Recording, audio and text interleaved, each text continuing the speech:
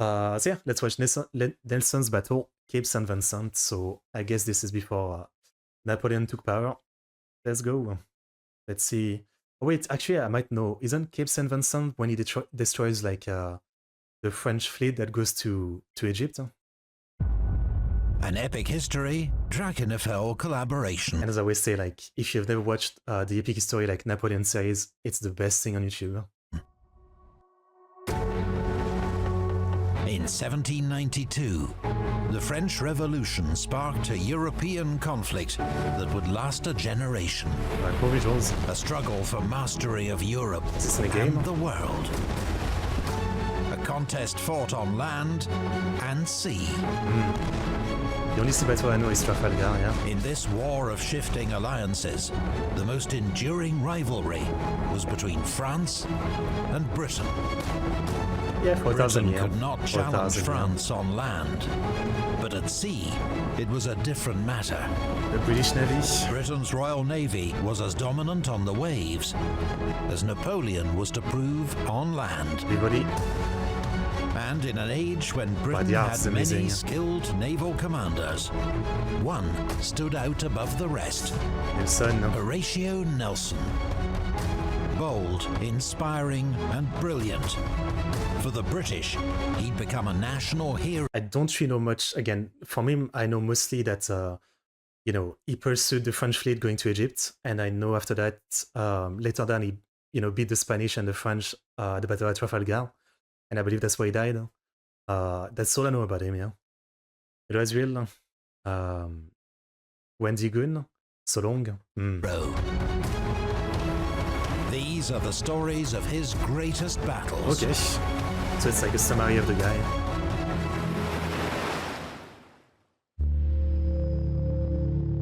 I cannot, if I am in the field of glory, be kept out of sight. Okay. The 2nd of August, 1796. 1797. Oh, awesome. The Revolutionary War is in its 5th year, and the French Republic dominates on land. It has conquered the Low Countries and northern Italy. That's right. And now its armies advance on Austria.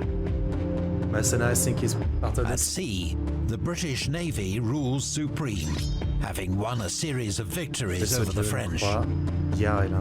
But a new alliance between France and Spain poses a major threat to British naval power.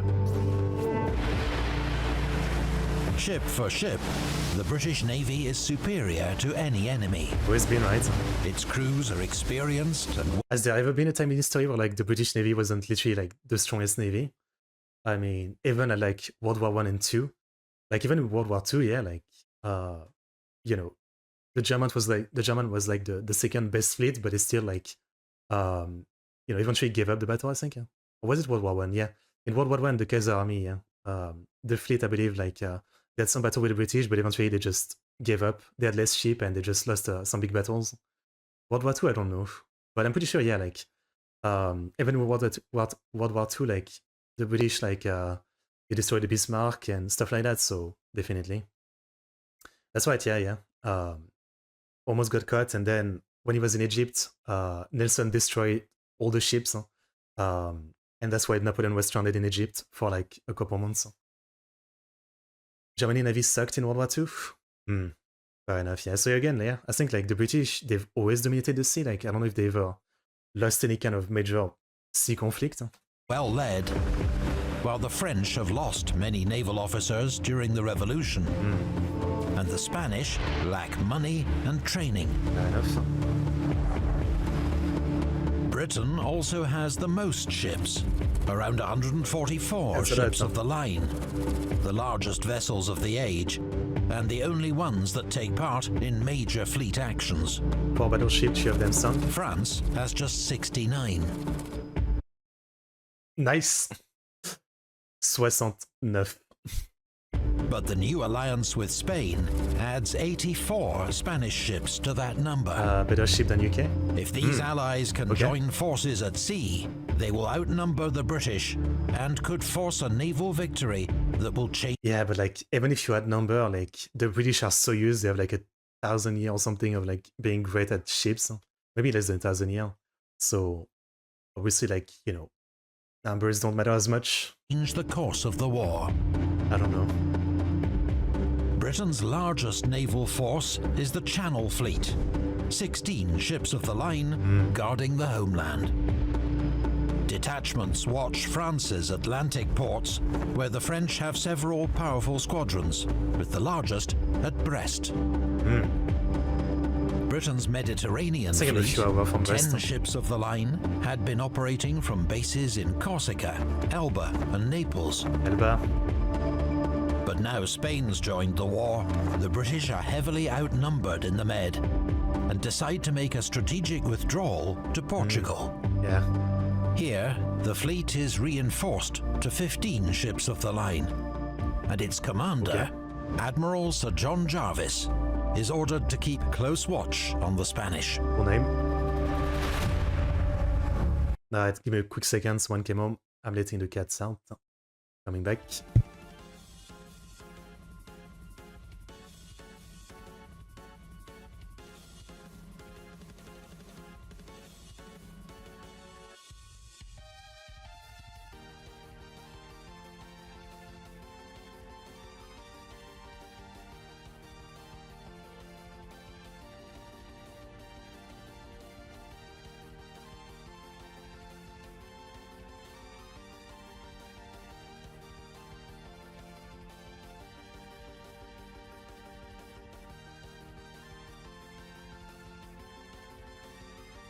Okay, sorry for the wait. Let's continue.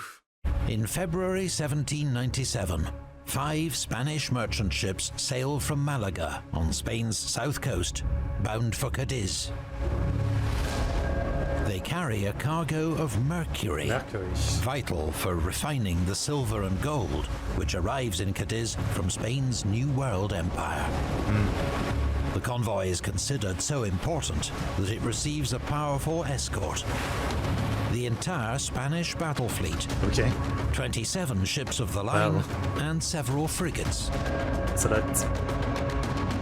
After escorting the merchant ships to Cadiz, the Spanish commander, Admiral Cordova, will continue to Brest to join forces with the French. If he is successful, the British will face a giant combined fleet, so don't let them their combine greatest strategic fear. With the help of a strong Levanter wind, the Spanish pass swiftly through the Straits of Gibraltar. There you go. But the wind blows them too far out into the Atlantic. Damn. As they struggle back towards Cadiz, a thick fog descends on the sea. Meanwhile, British frigate HMS Minerva is returning from a diplomatic mission to Italy. Aboard, an emerging star of the Royal Navy, Commodore Horatio Nelson. He plans to rejoin Admiral Jarvis's fleet off Cape St. Vincent. HMS Minerva first survives a dramatic chase off Gibraltar. Man, I guess this makes me want to dark, foggy recommend the show Black Sails. I've recommended it before. It's a TV show about the Age of the Pirates. It follows, it's kind of like a prequel to the book Treasure Island. It follows like an ex-British Navy commander called Flint and I guess a cook and kind of cook. And yeah, it's about like, pirates and fighting the British fleet and stuff like that. It's pretty epic and it's some awesome like naval battle. So I recommend that show. It's really, really good. Really epic. Night of the 11th of February, she suddenly finds herself in the midst of the main Spanish fleet. Well, the British are so close they can hear Spanish voices in the fog. Wow. Isn't it literally what happens? The fog, I believe it's another one, like epic history video, but when Napoleon is going to Egypt, like Nelson is super close to the French fleet, and the French fleet would have been destroyed, but the fog makes it that they don't see each other. That's how Napoleon gets to pass. Minerve remains undetected and is able to slip away. Stealth 100. 2 days later, Nelson reaches the British fleet. His report confirms others that Jarvis has received. that the enemy are near, though he still does not know their strength. We're in the fog. Jarvis orders his fleet to prepare for battle and set sail to intercept. Oh boy. The victory to England is very essential at this moment. John Jarvis, Royal Navy, the 14th of February 1797. Admiral Sir John Jarvis, commander of the Mediterranean Fleet, was from a prosperous middle-class background, but ran away to join the Navy aged 13. Damn. Now aged 62, he has 40 years experience at sea. Wow. 1749, enlisted in the Royal Navy. 1759, the Battle for Quebec. Interesting. 1778, the Battle of Ushant. Then he was knighted in 1782. Much of it fighting the Admiral in 87. French and Spanish. Commander-in-Chief. He's faced battle many times, Alright. but this will be the first time he's led a major fleet into action. He's fortunate to have several outstanding captains under him, including Collingwood, Troubridge, Saumarez, and Nelson, all of whom will have their own illustrious careers. I see. I've only heard of Nelson. Jarvis's flagship is HMS Victory. 100 gun. Aging. Oh, so this is the Victory, yeah. So yeah, I do know about this.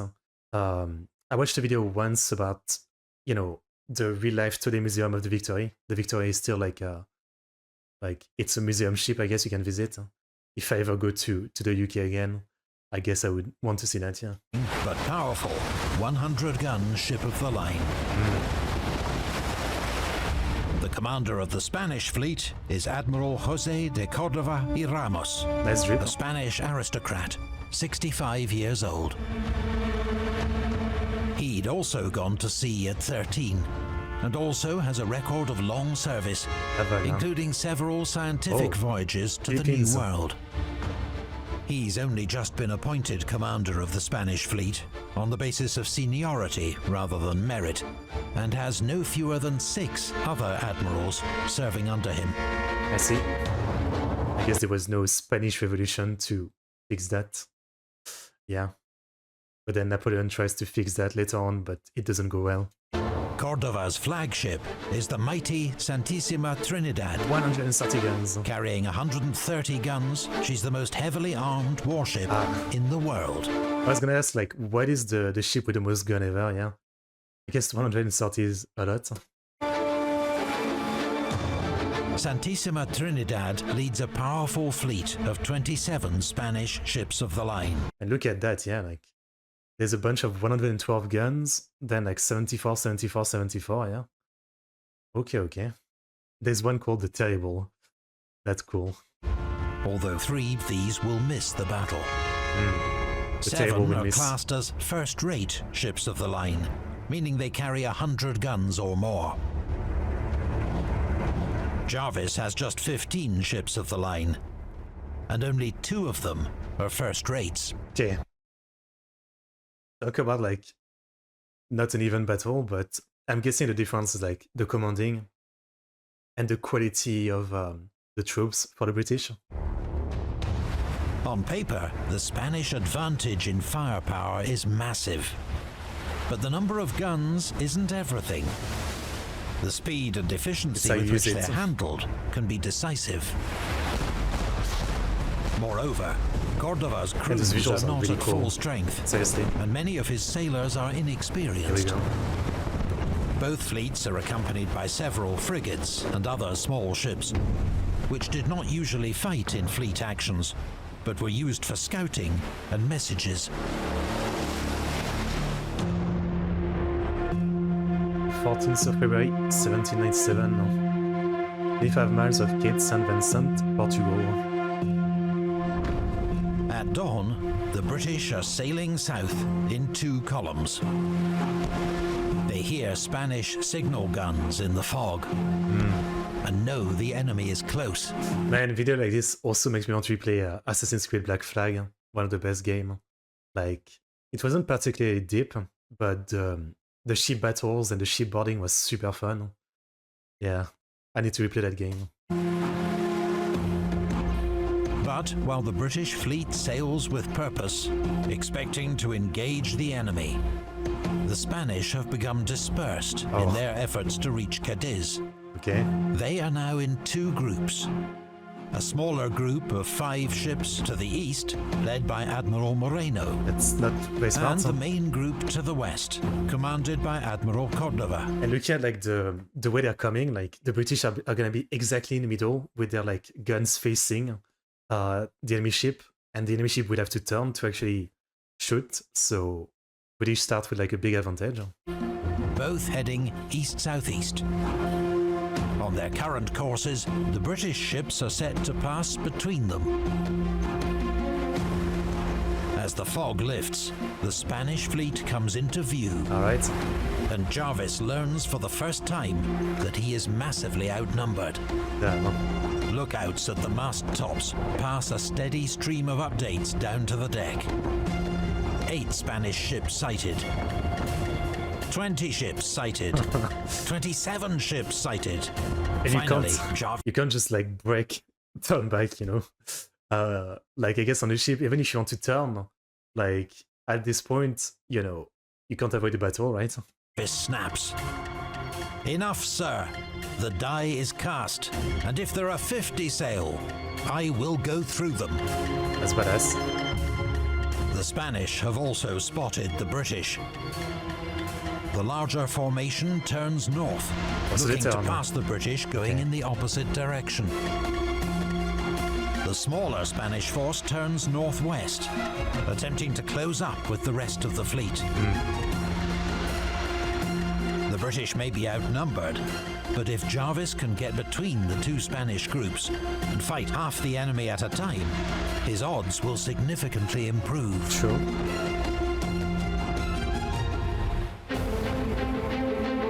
On the line of battle is most convenient.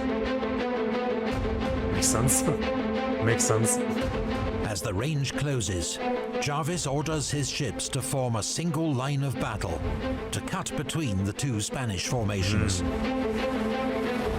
The maneuver is carried out rapidly and efficiently, with HMS Culloden taking the lead. The ship looks so cool.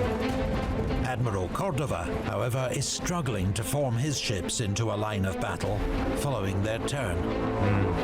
They continue to sail in a ragged group, with ships blocking each other's line of fire. That's a problem. The battle is joined at 11:30 a.m. as the British vanguard opens fire. Yeah, so freaking cool. At 12:08, Jarvis orders his ships to turn 180 degrees in succession to maintain contact with the main enemy force. I was gonna say, like, otherwise, rather than turn like this, couldn't you just like basically kind of almost like circle around the enemy, so you're constantly shooting them? With the main enemy force. But now, the smaller Spanish force is coming up, I guess there's threatening to break the British line near the point of its turn. If they can pull off this maneuver, they'll split the British fleet, making it vulnerable. Experienced British captains keep in tight formation, denying the Spanish any gap to exploit. But it is a determined attack. HMS Colossus takes heavy sail damage and veers out of control.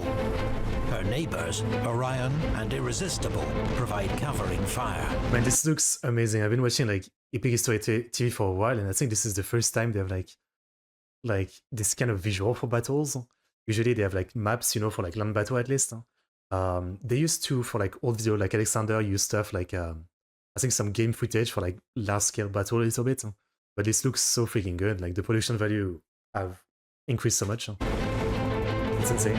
The Spanish finally receive such a terrible series of broadsides that they abandon their attempt to get through the British line and turn away. For the British, every moment now counts. Admiral Cordova's force is getting away. He plans to slip around the British and rejoin with the rest of his fleet. If the British are to prevent him, someone Nelson. will have to do something drastic. HMS Captain. The Spanish admiral's plan was frustrated by the timely opposition of Commodore Nelson. Colonel Drinkwater, eyewitness aboard HMS Lively. That's what a name. Commodore Nelson commands HMS Captain, a 74-gun ship, towards the rear of the British line. Is he gonna just like break from the line, like turn right away to cut off the enemy with just one ship or something? This age, it was considered crucial to maintain the line of battle for the safe and effective maneuvering of the fleet. But Nelson sees that in their current formation, the Spanish will soon slip out of reach. So he's gonna disobey order. Just after 1 p.m., he decides he must do something about it. On his own initiative, disregarding Admiral Jarvis's clear instructions, Nelson gives the order to wear ship and heads alone straight towards the main Spanish formation. Okay. Isn't there a bit too many ships? Like, is this a good plan? I guess it's gonna work out. I know it doesn't die here, but that seems insane. Like, that he think he can even do something. Like, if it was just going for like the other admiral or whatever, like with an isolated ship maybe, but like here he's going toward like the main bulk of everything. HMS Captain is about to take on half a dozen Spanish ships single-handed, oh boy, including Cordova's gigantic flagship, Santissima Trinidad. In these winds, I wonder, like, was the Trinidad in like Black Sails in the game? Assassin's Creed Black Sails, yeah, Black Flag, yeah. Black Sails is the show. It will take Nelson 45 minutes to close with the enemy. Might have been the victory as well. His ship is under heavy fire from the Spanish. It's neither fast nor accurate, but steadily, much of her rigging and yards are shot away. That's insane. Like, it looks like Nelson's gambit might fail, but help is on the way. When Jarvis, aboard Victory, sees Nelson break formation, he signals to other ships to turn in support. HMS Excellent, commanded by Captain Collingwood, is quickest to respond. That's excellent. HMS Culloden is also now close enough to engage the rear Spanish ships. That is such a cool video. Several of these have now suffered heavy damage. Salvador del Mundo is effectively disabled. San Isidro has been battered. As HMS Excellent moves up the line to support Nelson, she fires broadsides into them at close range. Alright. Both Spanish ships hold down their colors, the signal of surrender. Oh, okay. That's how you do it. HMS Excellent's bold advance causes San Nicolas to take evasive action, and she collides with San Jose. Bro, like, you're not going that fast, it's a fucking ship. Like, look left and right before turning, no? I mean, I guess even 200 years ago, people didn't look before turning. Some things never change, some things never change. Even with a big-ass ship on the middle of the ocean, you still don't look before turning. Amazing. Nelson spots his chance. His own ship is crippled, but has just enough way on her to ram San Nicolas and attempt to take her by boarding. Nelson leads the boarding party himself, climbing aboard San Nicolas through a smashed window in the captain's cabin. I love the art. After a short, sharp fight and close-range discharge of pistols, the crew of San Nicolas surrender. They've suffered more than 200 casualties, about a third of their strength. Nelson's not finished. His men come under... I'm looking at like the size of the ship to like his smallest ship just smashing into the big one. And then he actually boards, which, he must have had less men to even board. And he still wins the battle. Musket fire from San Jose, which is alongside San Nicolas. Oh, okay, yeah. Gathering more men, Nelson launches a second boarding action. from the deck of San Nicolas onto the San Jose. Jumping from ship to ship. This Spanish crew, bewildered by the sudden onslaught, also surrender. This extraordinary feat of using one captured ship as a springboard to take another is soon dubbed Nelson's patent bridge for boarding first rates. That's one hell of a name. He is presented with so many swords by surrendering Spanish officers that he has to pass them to his coxswain to hold. Okay. What's he gonna do with so many swords anyway? You can tell Spain wasn't the same with a drastic decline. Cordova's flagship, the giant Santissima Trinidad, is now being hammered by 3 British ships. Her crew has suffered more than 300 casualties. I don't know how many. Around 4 p.m, there are rumors she struck her colors. But it's difficult to tell amid the smoke, din and confusion. So keep firing. Before she can be secured, 2 undamaged Spanish ships arrive and help tow her to safety. What an insane battle. The British ships are too battered to pursue the enemy, who have begun to regroup and may yet pose a threat. Okay. Jarvis signals to his fleet to form up and secure the 4 Spanish ships they've already captured. I mean, for being like, for having like, you know, so little ships compared to the Spanish, even though they didn't like fully destroy the enemy fleet, that's one of the victory, right? I mean, that's As a great Cordova victory. and his remaining fleet sail for Cadiz, the British begin to cheer. A remarkable victory. Epic. As she passed, HMS Victory saluted us with 3 cheers, as did every ship in the fleet. Commander Nelson, HMS Captain. So I guess because it worked out so well, you know, they're gonna be happy that he broke the orders, right? But yeah, if it was a mistake, he would have definitely, any survived, would have been court-martialed or something, right? Against the odds, the Battle of Cape St. Vincent ended in a significant British victory. 4 Spanish ships of the line were captured, including 2 first rates. Wow. Around 800 Spanish sailors were killed or wounded, and 3,000 taken prisoner. British losses were just 73 dead and 227 wounded. And again, there was like twice as many ships firing at them, and yet they're so much less skilled. Nelson's brilliant success meant his disregard for orders was overlooked. Yeah. Instead, he was knighted, becoming a knight companion of the Order of the Bath. The Bath? Admiral Sir John Jarvis was made the Earl of St. Vincent and received a generous pension and other honours. There were issues in Spain. They had skyrocketing inflation, which meant less ships and less experiencing crew to make. Yeah, and as you were saying earlier, like even the admiral of the fleet was like, you know, aristocracy. It wasn't really like based on merit that he got the role. So if they had like, you know, better commanders based on merit, maybe it would have gone differently. In 1801, he was appointed First Lord of the Admiralty, the political head of the Royal Navy. He lived to the age of 88 and is remembered as one of Britain's greatest admirals. Respect.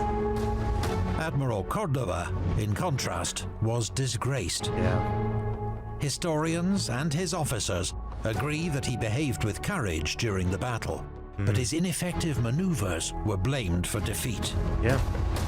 He was dismissed from the Navy and forbidden to appear at the Spanish court. He died in 1815. Okay. The Battle of Cape St. Vincent was no battle of annihilation, but it had major strategic consequences. Yeah, the Spanish and French fleet didn't meet in the end. But again, I really hope Epic History TV like does a video about Trafalgar. But years later, yeah, the fleet do meet, but the British still win.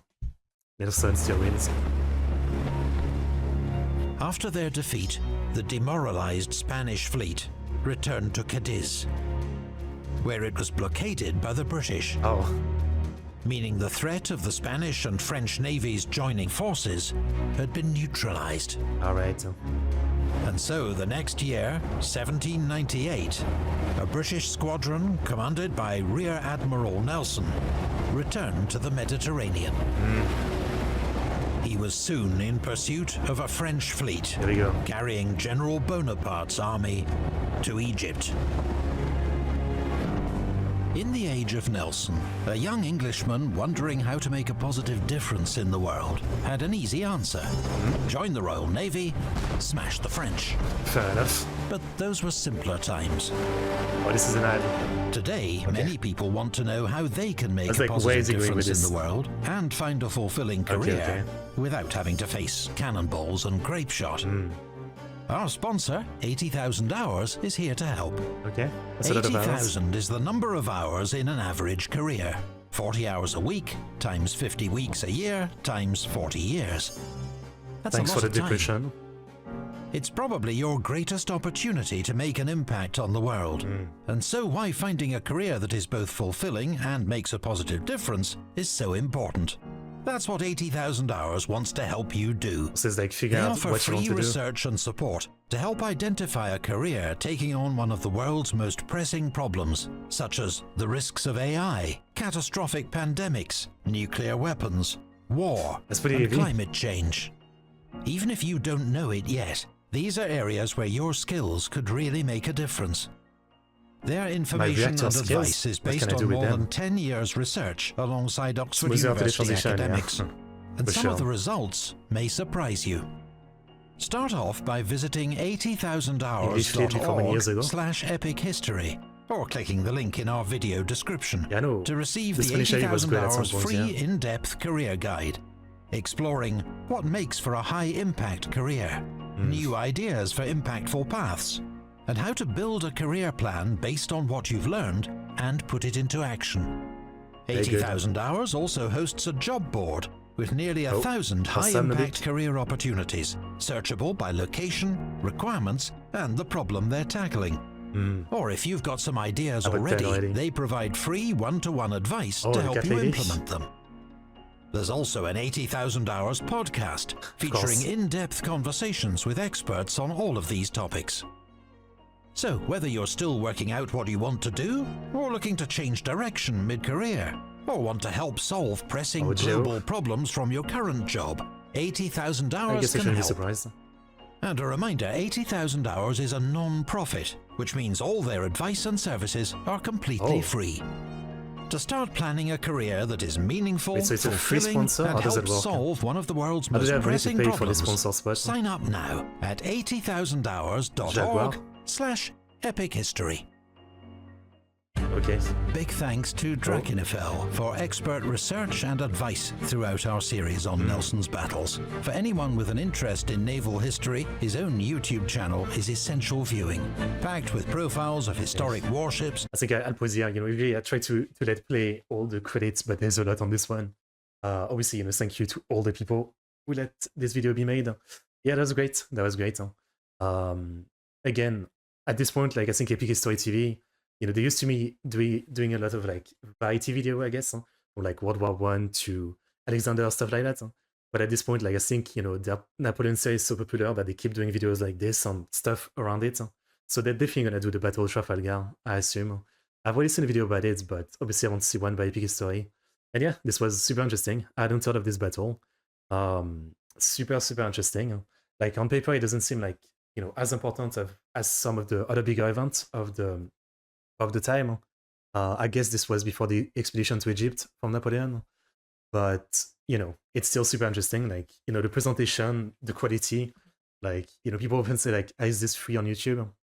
It's one of those channels that make you feel like that. Yeah. So amazing stuff. Epic video indeed. That's be fun to watch. Okay. So yeah, once again, whenever there's some new video, I'll watch them.